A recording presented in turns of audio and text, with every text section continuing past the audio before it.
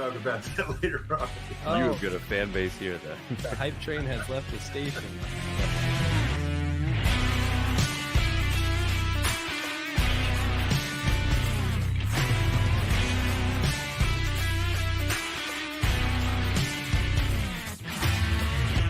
How old did you say this was? 12 years. 12 years, yeah. Man, it is good. We just threw all of that on the floor, and this man has no regard for safety. He is not wearing shoes. He could go down while using it. And John's dead. Wow. That didn't take long at all, but I'm sure he'll come back.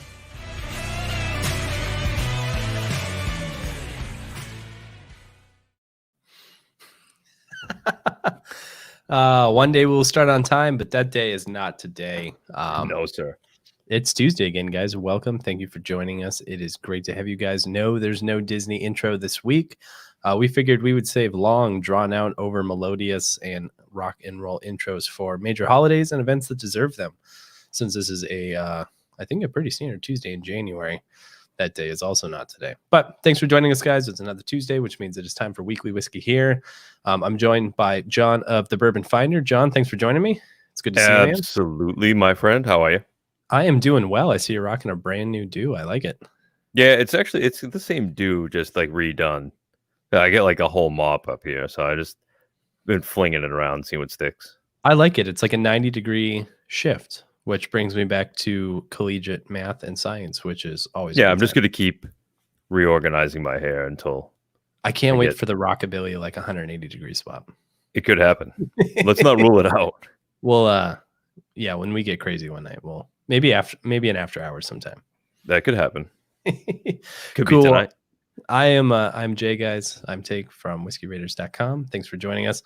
Some Aburban news. This week, the Knob Creek is gone. That sucker blew out. Everyone got their bottles. There was a few left over. Those went in about 4 minutes. The new riff is still available. The last wave of people are getting their shot. There's going to be some extra bottles there. I think 2. And tomorrow at 5 p.m., the rest of those will go too.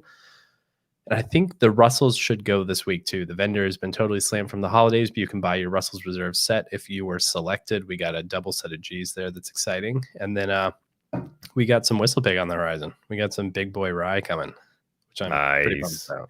Very excited about the pig. Yeah, the pig I think will be the first of 2021, and it's kicking off an all-star lineup. We got some really big stuff this year. It's gonna be a good time. Very, very interested in that. That was Are we talking about the details on the pig yet? Yeah, we can have some fun with it. That was 16 year, right? Yeah. Just shy. I want to say like 15 year, 8 month. It's up there. I'll probably be 16 by the time we bottle it. Yeah, I'll allow it. Lane brought up a good point. The Elijah Craig, yes, the Elijah Craig is in flight. It is picked.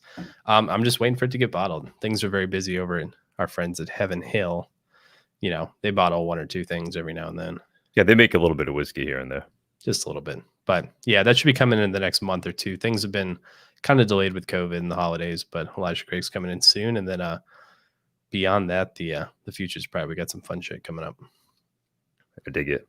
Cool. Well, tonight we are joined by Blake from Seelbachs. I don't know if he's ready quite yet. Oh, he is very ready. Hey, Blake. Yeah. Y'all have me backstage, or just, I thought there was going to be like smoke coming out whenever John actually lets me into the stream. There might actually be smoke. Don't hold your breath. That's my modem. That's smoking in the background. Don't ask questions. You kind of wandered off, and we're like, I guess we better start this thing real fast. Yeah. Well, I could still hear y'all, but I realized that y'all couldn't hear me. Yeah, I'm a little thrown off. We had a couple days at Disney with the family. And it's turned the week into a lot of fun, but no, all good. Thank you for having me. Yeah, it's good to see you again. I know you were drinking some good stuff at Disney, at least based on your Instagram. Yeah, it was pretty crazy actually. Our oldest said he wasn't feeling good, so I'm like, well, come sit with me. We'll order to-go food and sit down at the bar. And I knew they had a pretty good whiskey selection. I start going through their menu, and they're like, no, they're $15 a pour for OWA pick. And then they had a bunch of other random. I'm like, what the heck? Like, you're supposed to overcharge me. This is Disney. What are these deals you have going on here? So no, it was good. That's great. Well, it's good to have you. We are back here for another craft corner with Blake. Obviously, you guys know him from Bourbonr and Seelbachs. We just had a box show up, and there's some goodies in here. So I don't know about you, John, but what do you say? Should we dive on in? Yeah, let's pour some of these and see what the hell happens. Cool. So Blake, what are we working with tonight, my friend? Yeah, that is a really good question. Where do you want to start? I guess is the biggest. Let's start with the French lick. Yeah. Okay. Okay. Yep. Since So I've got that board and ready.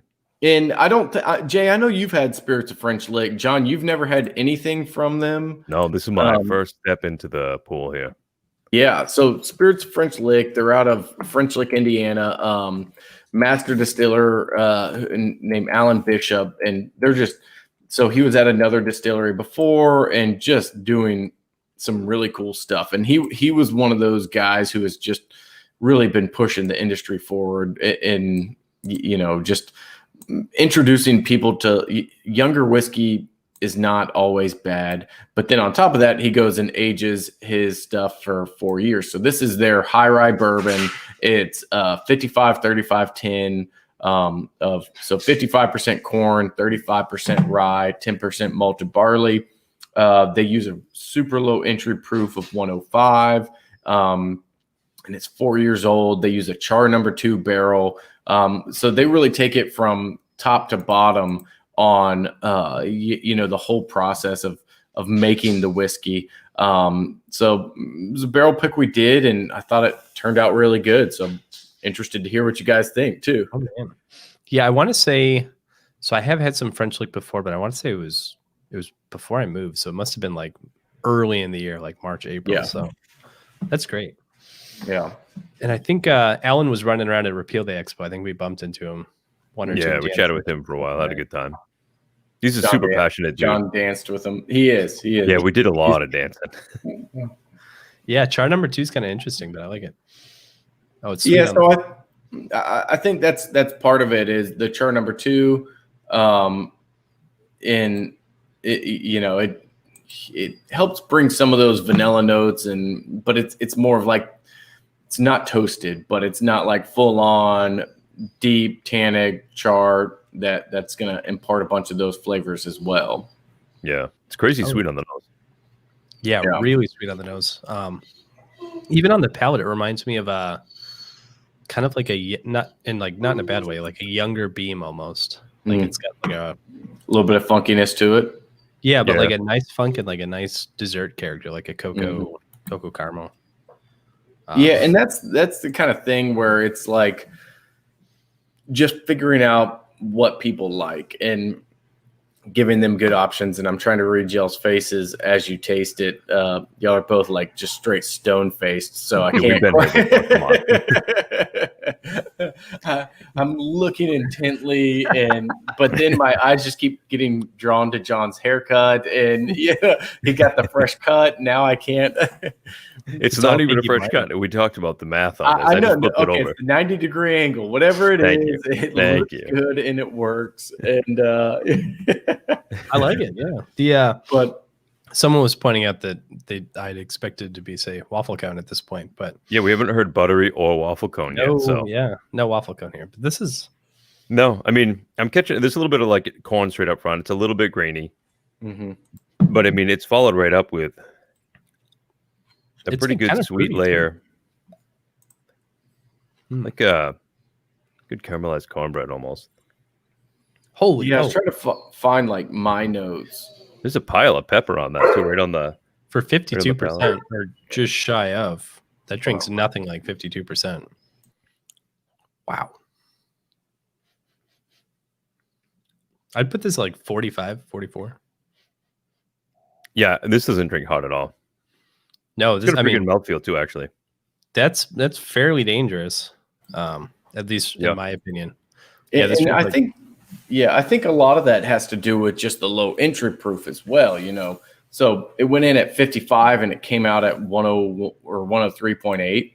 So it's still high proof, but there's just a lot of concentrated flavor in there. And, one of their big things is water is more soluble with a lot of the flavors that we want to get out of oak instead of alcohol. So, you start to pull some of the some of the different flavors, more of like vanilla and that kind of stuff. And yeah, I'm looking back at my tasting notes. I had stewed apples, dried strawberries. Have to go back and remind myself of the dried strawberries note, and stand by my notes for sure. But just kind of like that sweeter, a little bit brighter, but not citrusy.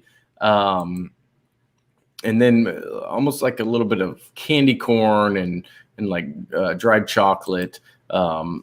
So a lot of different stuff. But that's where I think, and then I always say this, I'm sure I probably said this the last time I was on here, but it's like if I wanted to drink Four Roses, I'd just go drink Four Roses. I don't need to have a craft distillery make Four Roses for me. So I kind of like that they're bringing some different flavors and notes and all that stuff.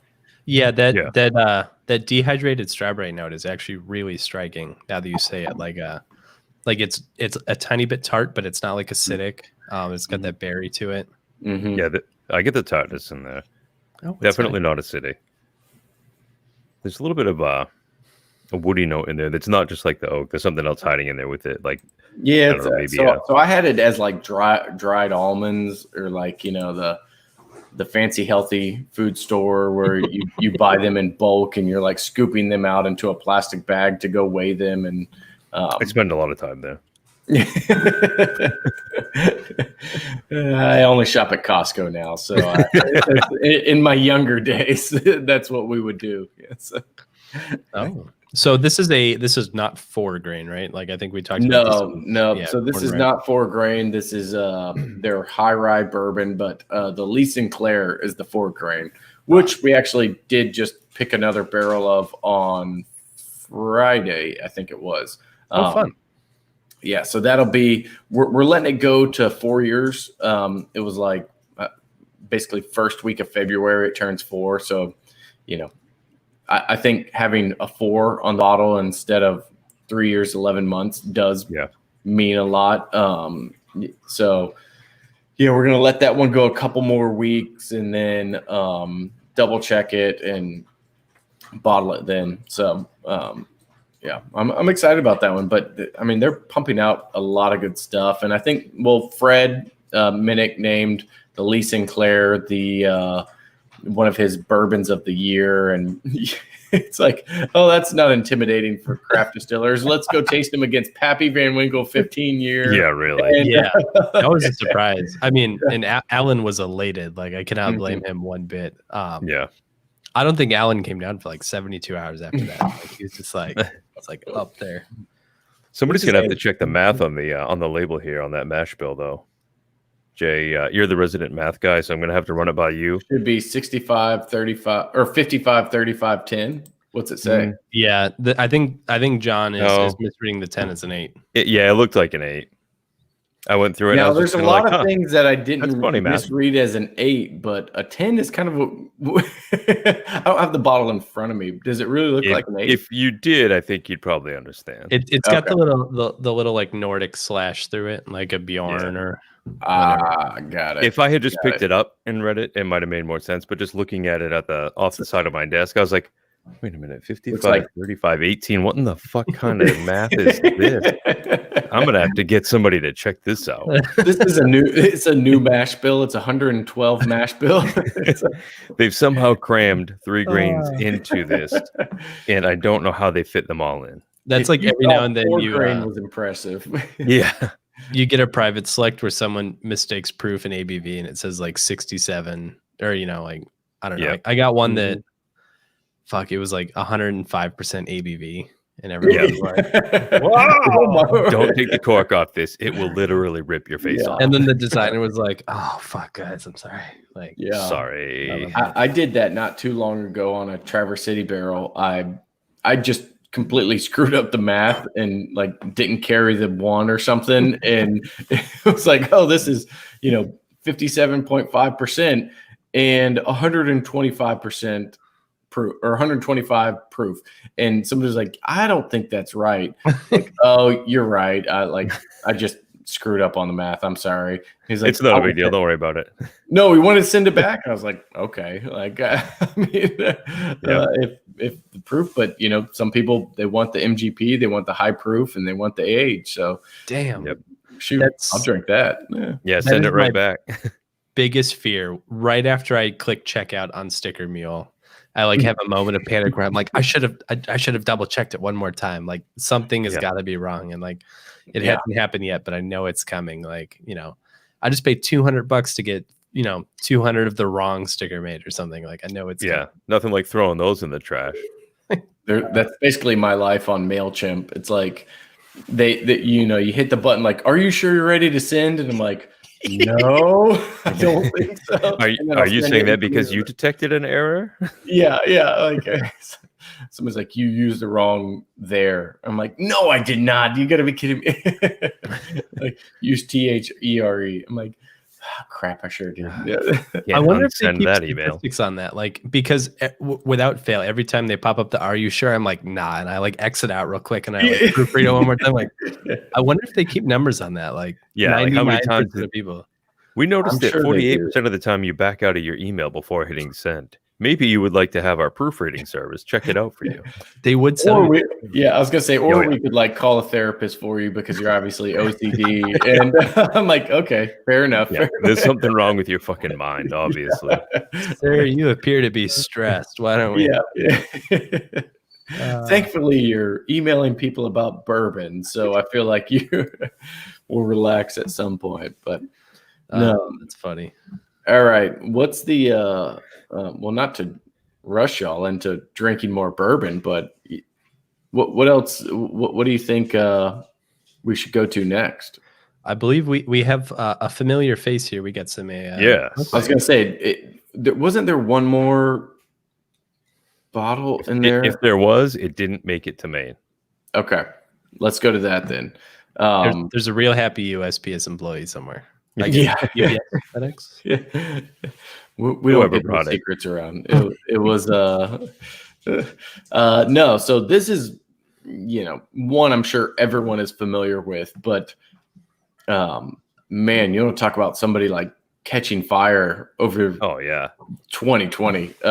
They are just they're and you like to see good people doing well, and Aaron, their whole team is really great to work with, but probably some of the worst hate mail I've ever gotten in my career. I believe that. No way.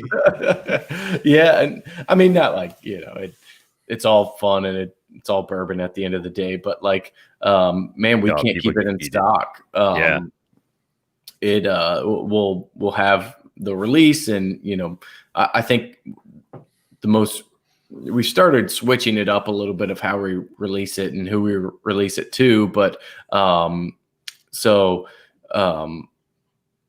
what we did on this one was we did a text message, and I sent out the text message at like 1:01. At 1:04, there were 600 people on the site trying to buy 240 bottles. Yep. And so it was just, I mean, still, even if we get a lot more product in, we can't keep it in stock. I'm sure there's bots and everything else, and so it's really, it's really good bourbon. There's no doubt about it. He does a great job of blending. And Lane put in the comments about where's the distinction in craft when it comes to sourcing. So kind of my philosophy with Seelbachs is just, it's about transparency. As long as you're transparent about where it's coming from, I feel like the art of blending is really underrated in the American whiskey world. And so I love people that really highlight the art of blending. And it's like, hey, you know what, we may not do the distilling, but we get these barrels and we nail the blend. And you can see it in their products. You can taste it from batch to batch. There's a difference. And not to say that one's like incredibly great and one's terrible, but you can taste different flavors from batch to batch. And even tasting their blends, Smoke Wagon's blends compared to some other Indiana distiller sourced bourbons, you can taste a difference there. So I think there is a real just kind of learning and art that is there, but for a while in American whiskey we just focused on the master distiller, and that was the end all be all. But that's the beginning of it. That's it's a good point you made up about the difference in blends too. So John and I had Aaron on, I guess it was last week. It was. Yeah, I got bumped for him. So that's yeah, no, but it's funny. That's the only way we could get a bottle of this is the we tried uncut unfiltered, which was what we're drinking here tonight, but we tried a different batch, and the difference is striking. Yeah, batch 29. Both delicious, but this one has way more cinnamon, which is something I don't typically like, but it's very well integrated here. So like the difference between batches is very prominent in a positive way. Yeah, and that's there's a pile of spice on that.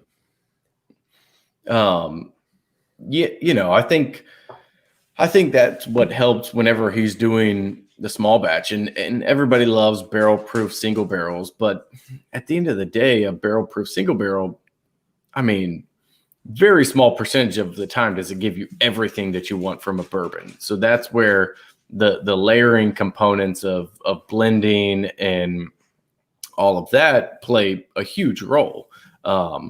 You may have a private barrel where it's like, oh, this is really great, but it's high in, spice or oak or it's more brown sugar or whatever it is, where in the small batch setting, they can kind of work all those together and kind of build on flavors, which is what I really enjoy. And it's with you intimidating too, because like they just bought I think the scientific measurement would be like a metric fuck ton of barrels. like that's a lot to go through. Like he was talking we got like 1,400 barrels in the last batch. That's a little imposing when you got to like sample through them and figure out what's going to blend into what. Yeah. And so, I need to go back and watch that. Because does he break it down into lots? Because a lot of guys, when they get to that level of barrels in a blend, it's, hey, I know this lot is oaky, this lot is spice forward, this lot is fruit forward, and they'll start working from there. But then at the end of the day, I mean, you could have a really off-profile barrel and call it 40 gallons in a blend of 2,000 gallons can actually make a pretty significant difference. So it's can be a little risky there too. Yeah, he was talking about pulling lots from different areas and kind of understanding their characteristics and like wanting to get at one lot, but the elevator was broken. So, just waiting for them to fix it so we could get back to those barrels and stuff. So I forget how many barrels he said were coming in at a time. I want to say it was about 40 to 80. Which is still, I mean, it's only 40 or 80 compared to 1,400, but that's not small. It's only a little bit smaller than it was. I've got 2 barrels here, and my fiance is like, how many more barrels are we going to get? And I'm like, this is not even on the radar. I'll have my math guy run on that. Yeah, we're trying to get to 1,400 here. So, And it's crazy too, because it is funny to watch. Aaron and I actually first got talking because he puts together these great videos and he's really animated and he's talking about blending and he's like, this batch is going to be super heavy in spice and I'm into that. And someone was hating on it, you can't possibly be tasting all this stuff. But here it is, this batch, I think, 32 is very clearly a heavy in spice. The blends are blends, man. Some of the earlier blends of this I thought were really floral, and this one, I mean, I catch some of that on the nose here, but it's balanced out with a whole good kick of spice.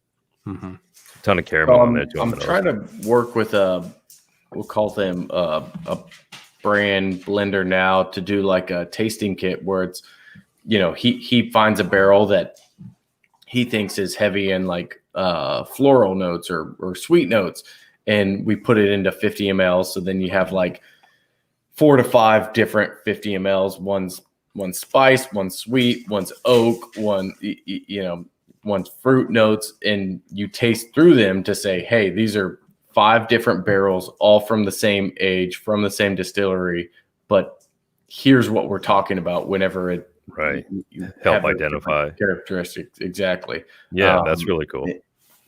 And that's where I think like kind of the learning process comes in. You start to distinguish those flavors in your own mind, and then you pick them up in other whiskeys. And it's like, oh, okay. Now once I taste X barrel, I get a lot more spiciness and that kind of stuff. Yeah, that works out well too. And it's funny, like John and I started talking, I think a couple months ago, we were like, man, like blends are like really catching on. And like, I think that's great. And then like each week we keep going through and like another blend pops up and we're like, hey, like it's convenient. Like here's another blend. And then, we had Aaron last week and like blends are still going into 2021. But like, I think it kicked off with the Bullet blenders select because we were really blown away by that. And we're like, it's great. Finally, there's a blend on the market. And every week we keep turning up a new blend that's kicking off well. But, that's a good thing to see, Yeah, I mean, it's not going to, I don't think, necessarily replace the draw to a single barrel selection, but it, I think, is going to just lend credence to how important it can be. I mean, Aaron had a bunch of great stuff to say about blending and just layering flavors to create a product that does more than one thing. Like you said, with a barrel that may lean one direction only and doesn't have the complexity. So. And that's where I think, I mean, let's be honest. The whiskey world and the bourbon world always wants what's new and exciting. And so it's like, all right, well, how can we top the group that got a private barrel? Well, we can do our own blend. So that plays a role as well. Sure.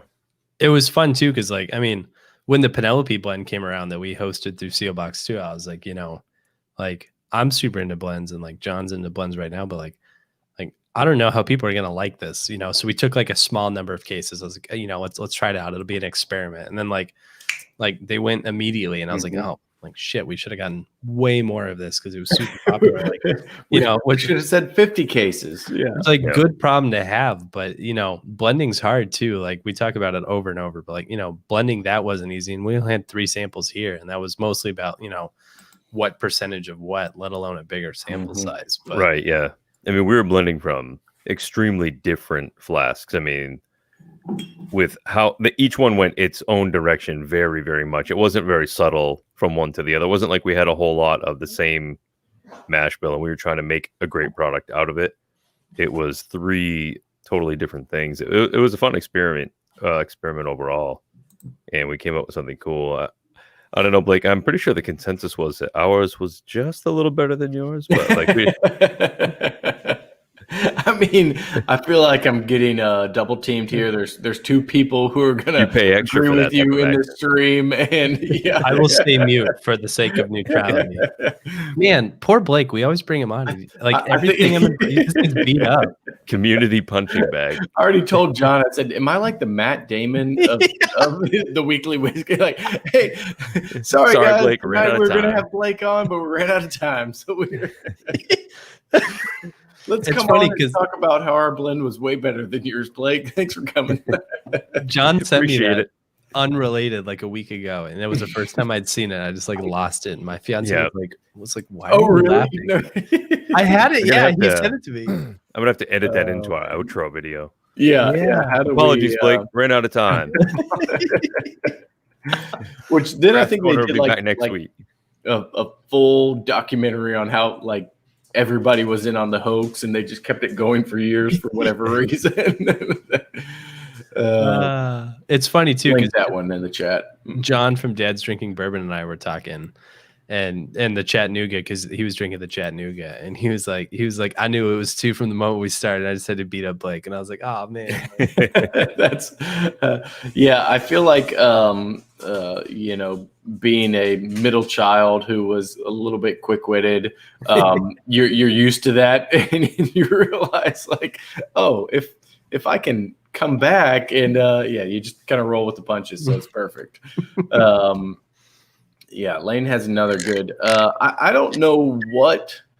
I mean, would like to hear y'all's take, but I mean, for whatever reason, the American whiskey has always focused on the distiller. Blend was definitely a dirty word, and call it the 70s, 80s, where blended whiskey. Basically, the whiskey distillers were trying to get closer to more of a vodka profile because that was what was popular. So I don't know if that's kind of what cheapened the whole blend. But until Little Book, I can't think of a major distillery releasing a blend of straight whiskeys. So, yeah, and that's a great question too. I think a lot of people forget the distinction between a blend of straight whiskeys and then blended American whiskey. Mm-hmm. Like, in Scotland, if you have a blended Scotch, it's always going to be Scotch of at least 3 years, distilled and matured in Scotland. And like people, I mean, drink handles and handles and handles of the stuff, but in America, so you got Scotch that was like kind of okay, but in America, if you got blended whiskey, it was just quite literally like rot gut for years. So like, I don't think it's apples to apples here, because like blended American whiskey is just garbage. But like blended straight whiskeys is very new. It's I guess, I mean, it's new in that it's popular now. Like it's like a desirable thing, but I don't think people are running out to go buy blended whiskey.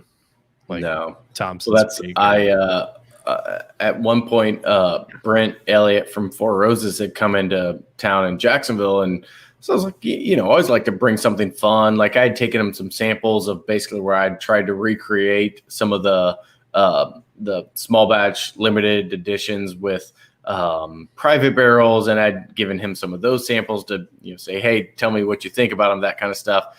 And I have this old 1980s bottle of Four Roses. I'm like, this is going to be a lot of fun. And I'm driving to this tasting, and I'm like, I'm not about to give Brent Elliott blended whiskey. And he was like, oh, so I told him about it. He's like, oh yeah, thanks a lot, Blake. You brought in the real big guns with the blended whiskey. Like, I know, well, y'all put it out. And so, but yeah, I mean, I feel like that was the kind of even though people buy it now, like it was rot gut. Like It was not good. It was, up to 80% NGS. Grain, grain neutral spirit or neutral grain spirit, depending where you are. So vodka essentially, but yeah. Oh man. Yeah. And it's funny. Yeah. Cause like Four Roses had the worst reputation for a very, very long time. And then suddenly, kind of did an about face one day, but yeah, which is what I kind of love that, if you look at the what they modeled the Al Young bottle off of, it's an incredibly good looking bottle, and they sell for a lot on the secondary, but it's just blended whiskey. So, that is literally just a decorative bottle that is going to be on the shelf and is going to look really good. Yeah, overall, I mean, I'm super thrilled to see that a blended straight whiskey, blended straight whiskey here in America is catching on. But to everyone that's watching from there are plenty of terrible blended whiskeys that have existed for many years and persist even to this day. So pay attention to the label when you buy it, because blended whiskey in America is not all the same. At least blended Scotch, that you're getting Scotch whiskey that's made from all the things that are required to be Scotch. But yeah, it's a little more of the Wild West. A little more definite, definitions. So Jordan brings up a good point of which, maybe this is self-serving. We do sell Pursuit United, but I think that's a big part of it. So we also have Lost Lantern.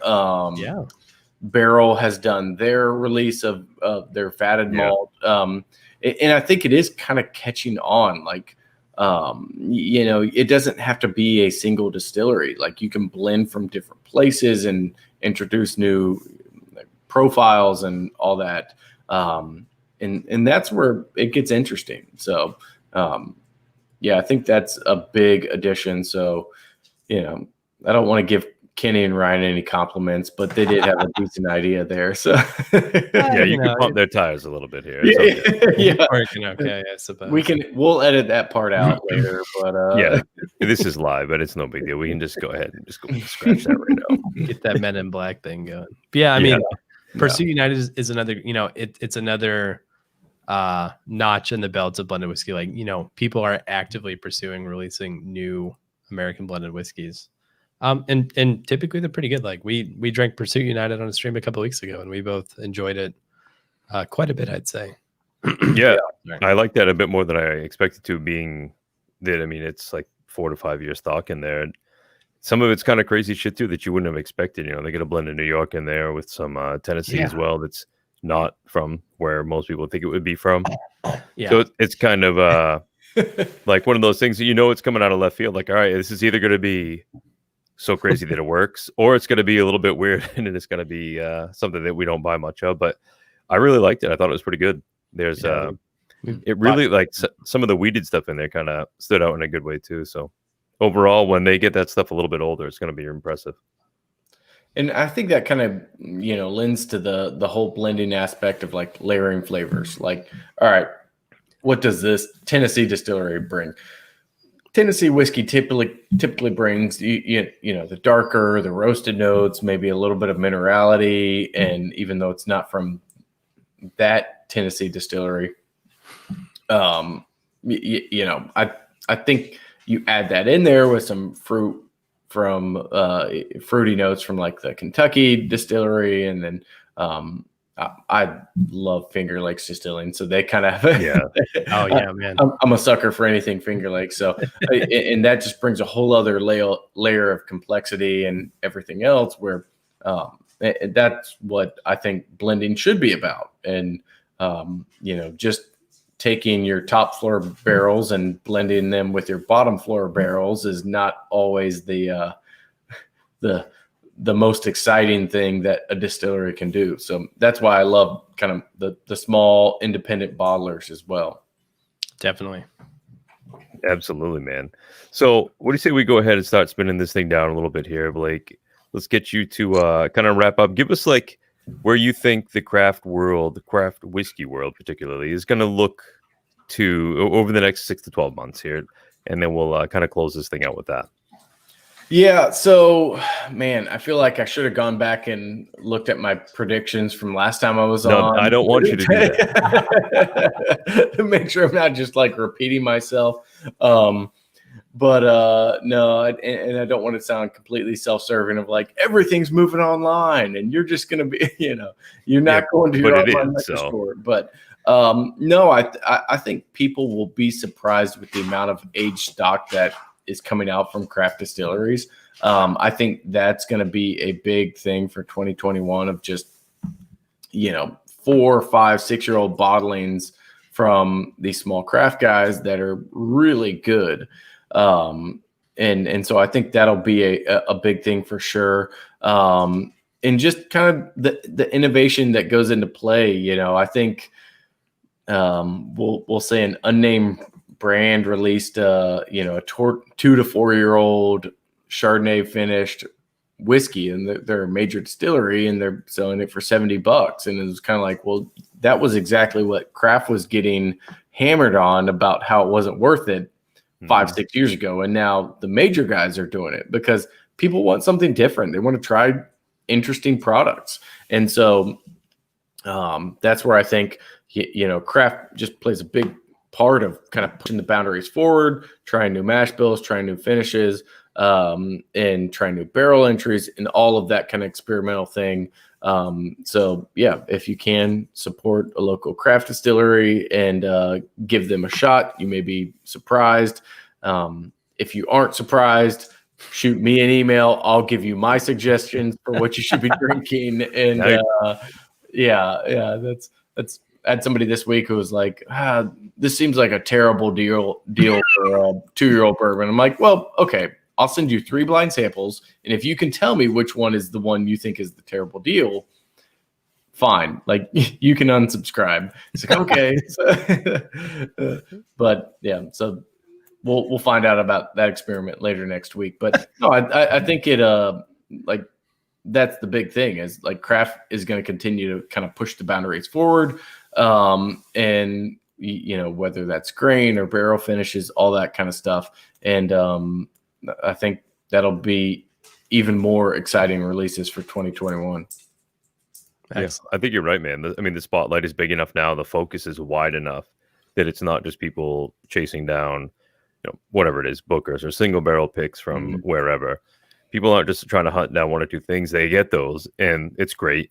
And then they also want to try the stuff that's next to it on the shelf. And I think that as that craft shelf grows a bit, there'll be a lot of exciting stuff to come with it. And it does totally push boundaries too. Jay, what do you think? Yeah, I mean, so I like both of these. I was, hoping for a little more age when I had Lee W. Sinclair earlier in this year, and I think this is hitting it very nicely. So great selection here on the. Sorry, let me read this here. The Maddie Gladden. I knew I'd mess that up if I didn't look at it one more time. But yeah, great barrel here. And obviously everyone's familiar with Smoke Wagon. But it's great to see craft getting the attention it's getting in the positive direction.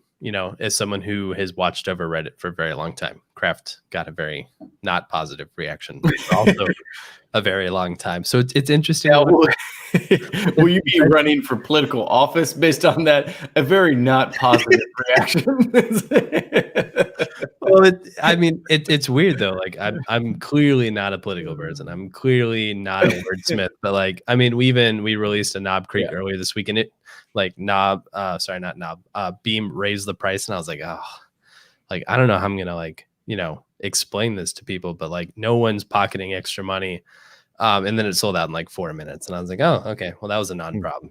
Turns out no one gave a shit. Yeah, I wrote this nice thing. I was like here's the breakdown. It's cool. The world is changing, and then it sold either way, which tells me that what I say means nothing. So, which is good. That's why we love you. The world of politics does not need one more person like me who's just kind of scrambling. All of our great professional opinions is we give them. It's oh, that was completely wrong. Okay, let's move on. Moving on. Yeah, I just kind of sit here wild-eyed in the background, well, that went differently than I expected. But that's a great note to wrap on. I will not be running for office, so do not fret, people who live in my local jurisdiction.